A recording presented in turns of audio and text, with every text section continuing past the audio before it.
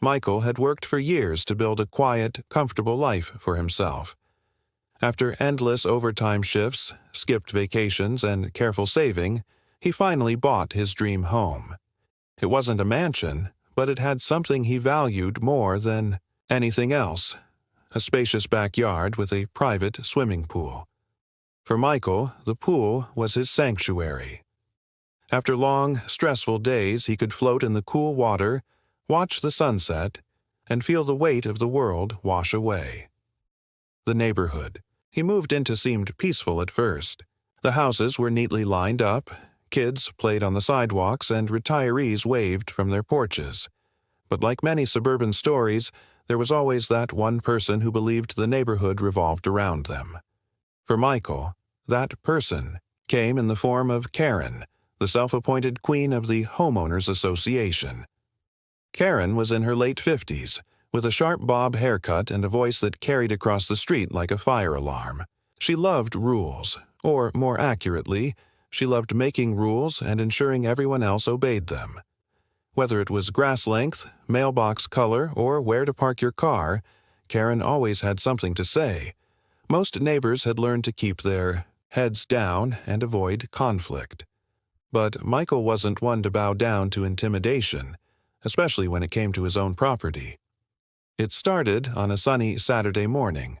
Michael was lounging on a pool chair with a book in hand when he noticed someone standing by his fence. It was Karen. She had her arms crossed, lips pursed, and an expression that screamed, "Trouble." "Good morning," Michael said politely, setting his book down. Karen didn't return the greeting. Instead, she pointed toward the pool. "So, when is the community going to get access?" Michael frowned. "Excuse me?" "The pool," Karen said matter-of-factly. "It's not fair for one person to hog something so valuable. The HOA has decided it should be open for residents. After all, this is a community, not a private resort." Michael blinked, trying to process what he had just heard. "This pool is on my property. It's not a community pool.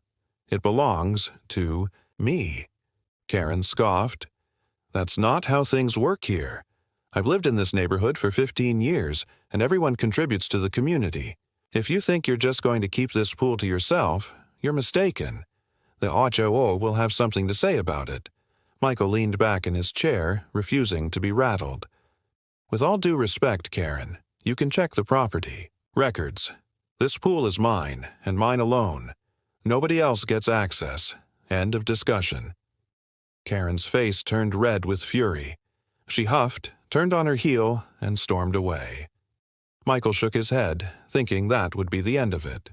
But he underestimated Karen's persistence. A week later, Michael received an official-looking letter in his mailbox. It was a notice from the HOA stating there would be a meeting to discuss the shared use of neighborhood amenities, specifically the pool on Lot 27. Lot 27 was Michael's address. Michael attended the meeting, curious to see what this was all about. Sure enough, Karen was at the head of the table, looking smug as ever.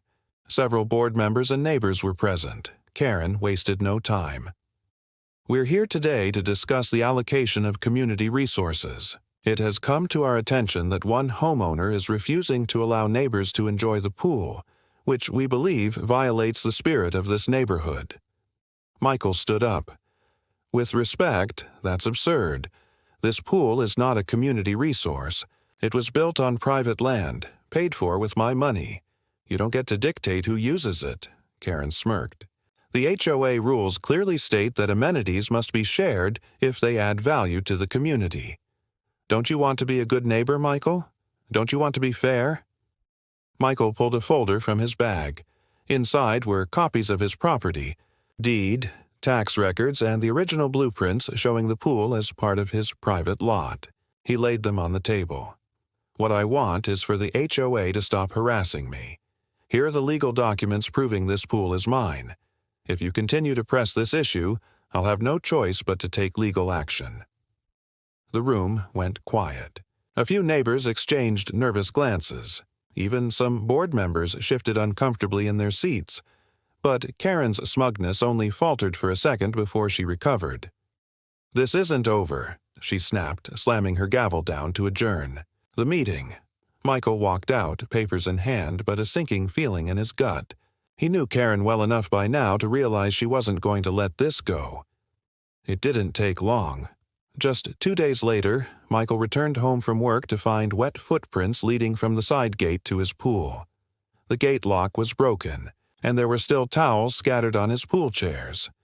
Someone had been swimming in his absence. Furious, Michael checked his security cameras. Sure enough, the footage showed Karen and 2 other women climbing through the gate with a bolt cutter, laughing as they dove into his pool. They spent hours lounging and swimming as if they owned the place. Michael called the police immediately. When the officers arrived, he showed them the footage. The police confronted Karen, but she played innocent. "It's a misunderstanding," she insisted. "The pool is for the neighborhood. He's just being difficult." The officers gave her a stern warning, explaining that it was private property and she had no right to enter. Karen acted indignant but eventually left. Michael thought maybe the humiliation of being caught red-handed would finally shut her down. But once again, he underestimated her. A week later, Michael was enjoying an afternoon swim when he heard sirens outside. Moments later, 2 police officers walked through his front gate with Karen trailing behind them like she was leading the charge. "There he is," Karen shouted, pointing at Michael. "He's illegally using a community pool and refusing to let others in. Arrest him!" Michael stood waist-deep in the water, completely baffled. "Officers, what exactly is the complaint here?" One of the officers sighed. "Sir, this woman claims you're using a shared resource and denying others access. Do you have proof this pool is yours?" Michael calmly stepped out of the pool, dripping wet, and retrieved the folder he now kept on standby. He handed the officers the deed, the tax records, and a USB drive with security footage of Karen trespassing. The officers reviewed the documents, then turned to Karen. "Ma'am, everything here clearly shows this pool is private property. If you continue to file false reports, you could face charges." Karen's face turned crimson. She began shouting, "This is corruption! He must have bribed you! This isn't fair!" But the officers had heard enough. They escorted her off the property and reminded her that further harassment would result in legal consequences. Michael watched her leave, shaking his head. He had dealt with stubborn people before, but Karen was on another level. He knew this wasn't the end. In fact, something told him this was just the beginning of a much bigger battle. Michael thought maybe, just maybe, the police warning would be enough to put Karen in her place, but deep down, he knew better. People like her didn't back down easily. They doubled down, convinced that persistence would bend reality to their will. He wasn't wrong. Just a few days later, he began to notice strange behavior around his property. Neighbors who had always been friendly suddenly avoided eye contact. Kids who used to wave stopped showing up near his yard. Even a couple he had chatted with on walks gave him cold stares. It was clear Karen had started a whisper campaign, spreading lies that he was selfish, greedy, and hoarding community resources. Michael tried to brush it off, but it stung. He had moved here for peace, not to become the villain in someone else's gossip war. Still, he wasn't about to cave. He installed new locks on his gates, upgraded his cameras, and started documenting everything. Every letter, every strange interaction, every noise outside his fence at night.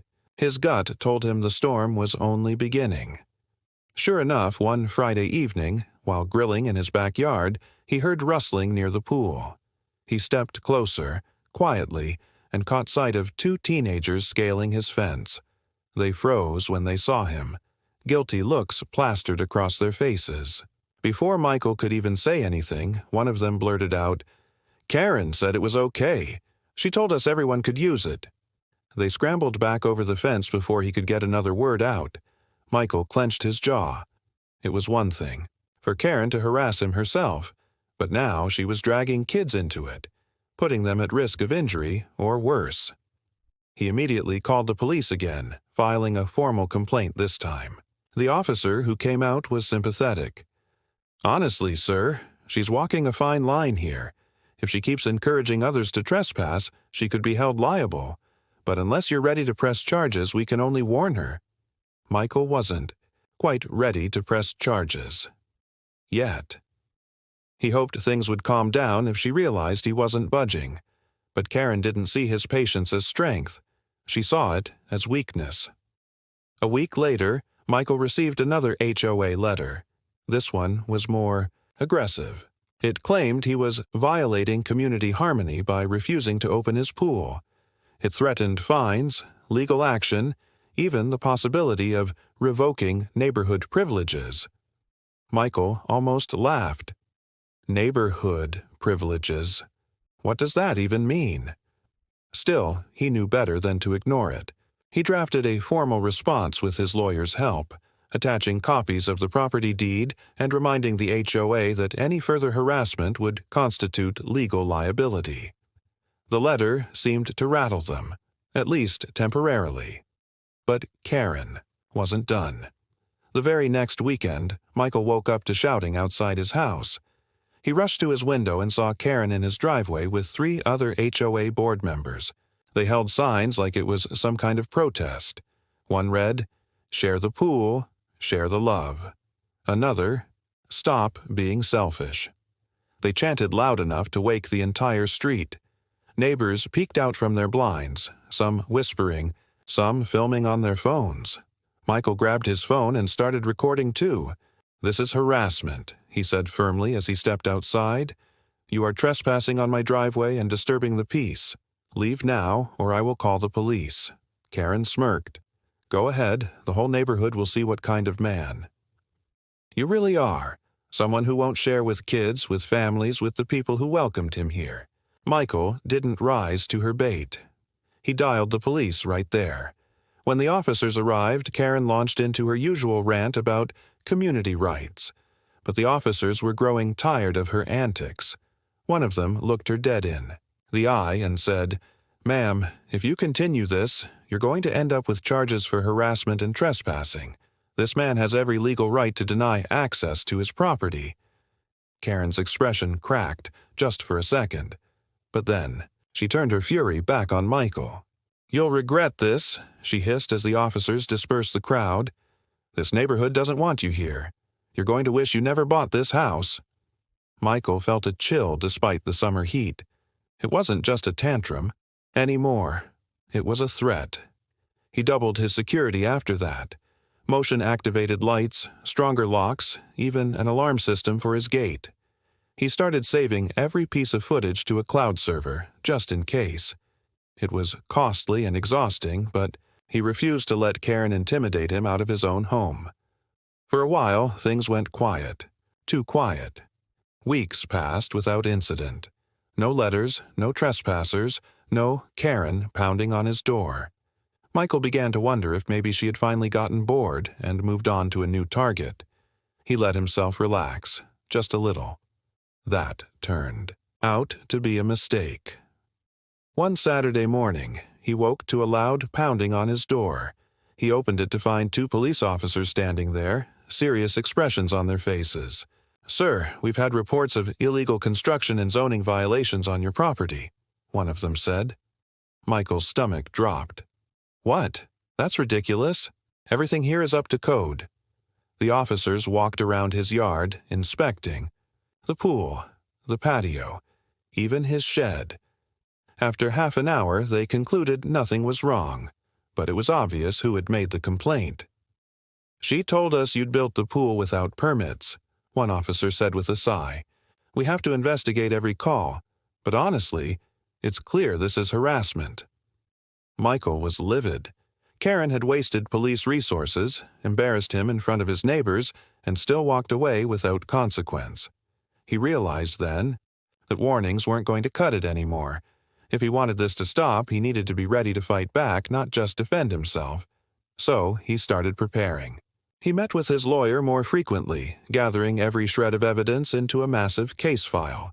He spoke quietly with some neighbors, the ones Karen hadn't completely poisoned against him, and found out she had a long history of bullying. She had forced one family to repaint their house 3 times over color violations. She had fined another family for leaving a stroller on their porch.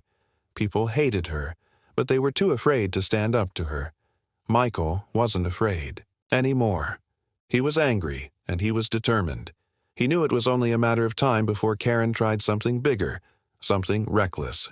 And when she did, he was going to be ready. That moment came sooner than he expected. One sweltering afternoon, while Michael was at work, his phone buzzed with a motion alert from his security cameras. He opened the feed and froze. Karen was back in his yard with a group of people. They weren't kids this time. They were adults, neighbors he recognized, carrying coolers, towels, even a portable speaker. It was a full-on pool party, right in his backyard while he wasn't even home. Michael's blood boiled. He could see Karen strutting around like she owned the place, waving her arms, laughing with the others as if she had finally won. But what she didn't know was that every second of it was being recorded in high definition. Michael didn't call her, didn't rush home in anger. Instead, he called the police, calmly and clearly, and told them there was a group of trespassers on his property. Then he called his lawyer. By the time he drove home, sirens were already flashing at his curb. He stepped out of his car just as the officers were escorting Karen and her entourage out of his yard. She was shouting, of course, claiming it was a community gathering, accusing Michael of being cruel, selfish, even un-American. But the officers weren't buying it anymore. One of them told Michael quietly, "You have enough here to press. Charges.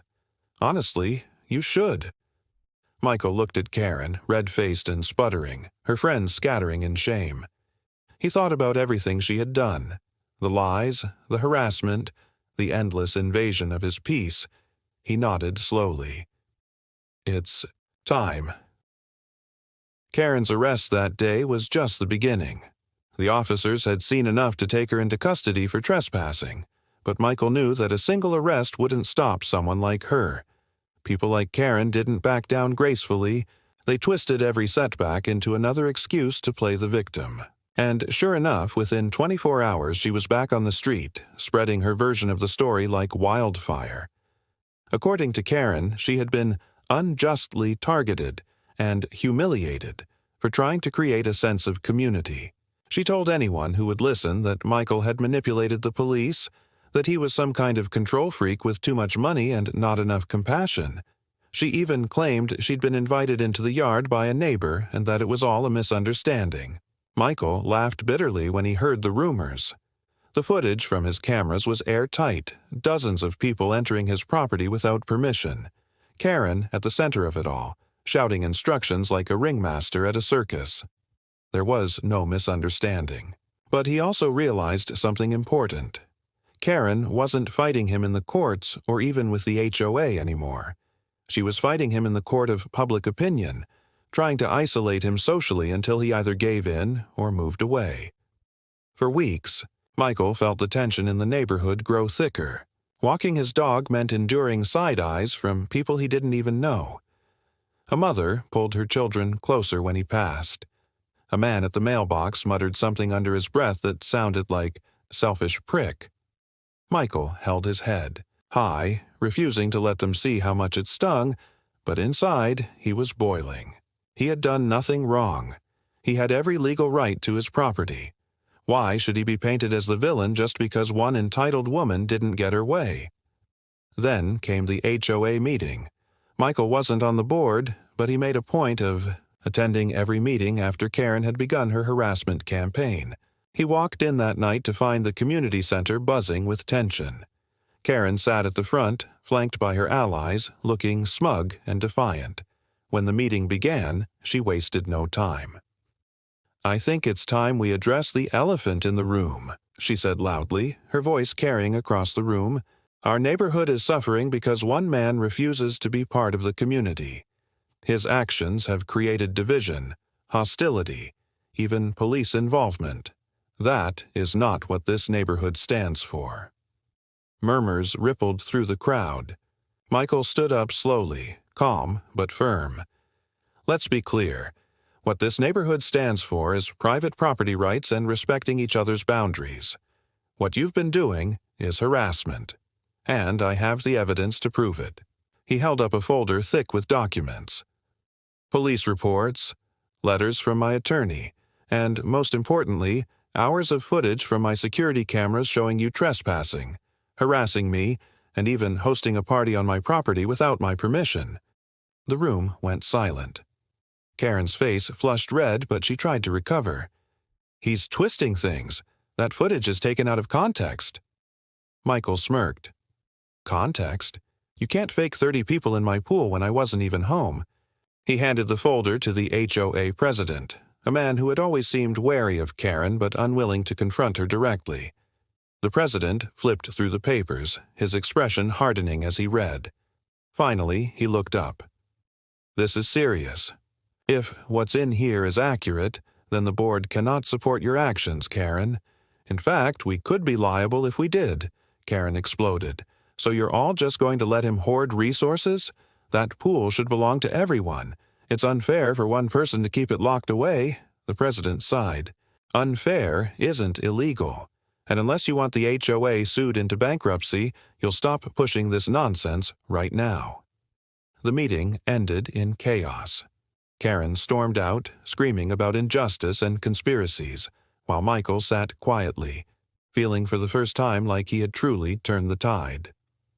But he wasn't celebrating yet. He knew Karen well enough to understand that cornered people did desperate things. His instincts were right.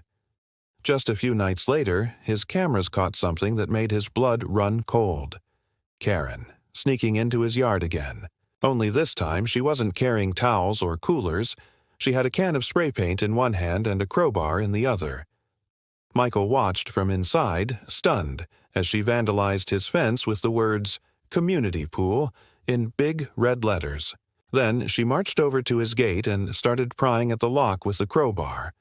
Michael grabbed his phone and dialed 911 immediately. "It's her again," he told the dispatcher. "She's trying to break in." By the time the police arrived, Karen had done significant damage to the gate, but she hadn't gotten inside. The officers arrested her on the spot, this time for vandalism and attempted breaking and entering. As they cuffed her, she shrieked like a cornered animal. "You can't keep me out forever. Everyone knows this pool should be ours. You'll regret this." Michael stood on his porch, arms crossed, watching the scene with grim satisfaction. He wasn't smiling, not yet. He knew she would make bail again, knew she'd spin her story to anyone who would listen. But now he had more than just trespassing. He had property damage, threats, and attempted forced entry. This wasn't just a civil matter anymore. It was criminal. The next morning, Michael met with his lawyer. They laid out all the evidence, the letters, the police reports, the video footage, the vandalism, the attempted break-in. The lawyer leaned back in his chair, steepling his fingers. "You have enough to bury her, legally speaking. Restraining order, civil lawsuit for damages, even pushing for criminal charges that could stick. The question is, how far do you want to go?" Michael thought about it for a long moment. He had tried patience, reason, even kindness. None of it had worked. Karen had only escalated, dragging him through months of stress and humiliation. Enough was enough. "As far as it takes," he said finally. "I want her out of my life, once and for all." So they began the process. The restraining order was filed first, then the lawsuit for harassment and damages. The criminal case was already moving forward thanks to the police reports. It was a slow grind, but Michael felt a weight lifting off his shoulders as the legal machine turned in his favor. For the first time since moving into the neighborhood, he felt like he was regaining control. But Karen wasn't done. Not yet. Out on bail again, she made one last desperate move. Michael came home one evening to find his mailbox stuffed with flyers. Every single house on the block had gotten one. The flyer was a poorly made pamphlet accusing him of being a selfish tyrant, a rich outsider, and even a danger to children. It urged neighbors to sign a petition demanding the HOA force him to sell his home and move away. Michael shook his head in disbelief. She was unraveling, and everyone could see it. The neighbors who once gave him cold stares now looked embarrassed when he walked by. A few even apologized quietly, admitting they had been misled. The petition went nowhere. Karen had burned through whatever credibility she once had. Still, Michael kept his guard up. He knew the court date was approaching, and desperate people did desperate things. Every night he checked his cameras twice, walked the perimeter of his yard, and made sure every lock was secure. He wasn't paranoid. He was prepared. And sure enough, just days before the hearing, Karen made her final catastrophic mistake. The night before the court hearing, Michael was restless. He double-checked the locks, reviewed the footage his lawyer would present, and tried to relax, but sleep wouldn't come. Something gnawed at him, a gut feeling that Karen wasn't finished. She'd already proven she had no regard for the law or for common sense. If she was going to lash out, this was her last chance. At around 2 a.m., his cameras lit up. Michael, sitting on his couch with a cup of coffee he hadn't meant to drink so late, glanced at the monitor. His heart froze. There she was again, Karen, cloaked, in darkness, creeping along his fence line. This time, she wasn't alone.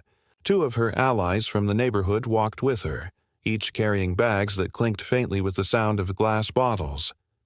Michael zoomed in on the feed.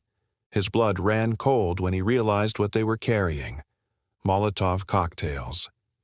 Karen had gone beyond trespassing, beyond vandalism. She was about to commit arson. Without hesitation, Michael grabbed his phone and dialed 911. "This is an emergency," he said quickly, his voice low and steady. "There are 3 people on my property with firebombs. They're about to try and set my house on fire." The dispatcher's tone sharpened. "Stay inside, sir. Officers are on their way." Michael armed himself with the baseball bat he kept near the door. He had no intention of going outside. He wasn't reckless, but the sight of people ready to burn his home filled him with a primal fear and rage he hadn't felt before. He watched as Karen and her accomplices whispered furiously at the gate, fumbling with the bottles and a lighter. Then the floodlights snapped on. Michael had set them to motion detect, and the sudden blaze of white light illuminated the entire yard. Karen froze, her eyes wide, her face twisted in panic. One of her companions dropped his bottle, which shattered on the pavement, spilling. Gasoline everywhere. Michael's voice boomed through the outdoor speakers he had installed just days earlier. "You're on camera. The police are on their way. Drop everything and get off my property now." For a split second, Karen looked like she might run. But then, in her stubborn defiance, she screamed back, "This is our pool. You don't deserve it." She hurled the bottle in her hand toward the fence, where it burst into flames, scorching the wood. Michael's heart pounded as he watched fire lick up the side of his property line. He grabbed the extinguisher by his door and bolted outside, spraying it across the flames before they could spread. At the same moment, red and blue lights flashed down the street. Police cars screeched to a halt and officers poured out, weapons drawn. "Hands, where we can see them. Now!" Karen and her accomplices froze, then dropped to the ground as officers rushed in.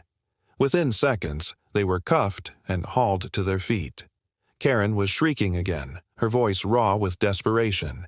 "You don't understand. He's the criminal. He stole from us. That pool belongs to the neighborhood." The officers ignored her. They had seen enough. One of them turned to Michael. "Sir, are you all right? We'll need you to provide the footage." Michael nodded, his chest still heaving. "It's all recorded, every second of it." The aftermath was swift and brutal for Karen. The attempted arson charges were far more serious than trespassing or vandalism. This time, there would be no easy bail, no quick release. Her allies, equally complicit, faced the same charges. The neighborhood buzzed with shock for weeks. At the court hearing, the prosecution laid everything bare: the footage, the police reports, the damages, the restraining order violations. It painted a picture of a woman obsessed to the point of self-destruction. Karen's lawyer tried to argue she was mentally unwell. That stress had driven her to irrational behavior. But the jury wasn't moved. They saw the truth. A dangerous, entitled neighbor who had terrorized an innocent man for nothing more than the right to swim in a pool that wasn't hers. Karen was sentenced to several years in prison. Her accomplices received lesser, but still, significant sentences. For Michael, the victory was bittersweet. He didn't rejoice in seeing someone's life collapse, but he couldn't ignore the relief that washed over him. For the first time in months, he could walk his property without fear. The HOA distanced themselves entirely from Karen, issuing a statement condemning her actions and reassuring residents that her behavior did not reflect the values of the community. Some neighbors, ashamed of how they had believed her lies, came to Michael personally to apologize. A few even brought baked goods or offered to help repair his fence. Michael accepted their gestures politely, though he never forgot how quickly they had turned against him when Karen first spread her poison. Over time, the whispers died down. The neighborhood returned to its quiet routines. Kids rode bikes on the sidewalks again. Families hosted barbecues, and the pool in Michael's backyard sat calm and peaceful, reserved solely for him and the friends he chose to invite. It was exactly how it should have been from the start. Michael learned something powerful through the ordeal. Bullies thrived on intimidation, on making others doubt themselves. Karen had nearly succeeded in breaking him down, in making him feel like he was the problem. But by standing firm, by trusting in the truth and the law, he had turned the tide. One evening, as he sat by the pool with a cold drink in hand, Michael allowed himself a small smile. The water reflected the stars above, calm and undisturbed. This pool, this home, this peace, it was his. Not because of a deed, not because of fences or locks, but because he had fought for it. And no entitled neighbor, no matter how loud or dangerous, could take that away.